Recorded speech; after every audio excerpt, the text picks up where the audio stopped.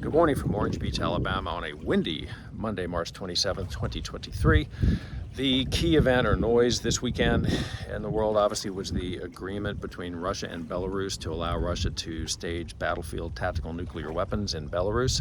To call this an agreement is to stretch the meaning of the word, as Belarusian President Lukashenko tends to do whatever Vladimir Putin tells him to do anyway. The next time he doesn't, frankly, will be the first time he has ever done it. But the reason we think there's signal here for aviation is that for reasons that are far too lengthy to get into in a 2-minute video, Russia feels like it has to do whatever it has to do in order to win in Ukraine. We're not agreeing with this objective, we're just saying that's how Russia sees it. And if you understand that, then you'll realize that staging and potentially even using battlefield tactical nuclear weaponry is not only on the table, but very much in play. This is going to tend to have a destabilizing and depressing effect at some point. The timing and the extent remains to be seen on international travel demand, especially across the Atlantic from the United States, and potentially, depending upon the involvement of China, potentially even across the Pacific.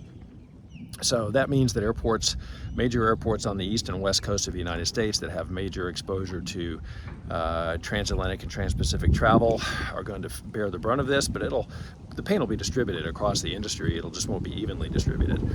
Airports like DFW and Houston George Bush International will do relatively well, or less badly, since their international exposure is more of a north-south, proportionally north-south than it is east-west over oceans.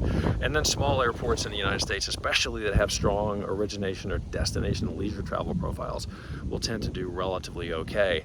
But airports in general need to be thinking about this and preparing for what a world with less long-haul international travel relative to what it's historically been might look like. We don't have any answers for that today. We're just really starting to think about this, but in the weeks ahead, we'll give some more thought to this and offer some ideas. But airports in the meanwhile need to start preparing for this possibility, especially if their exposure to long-haul international is a reasonable percentage of their business. So that's it for today.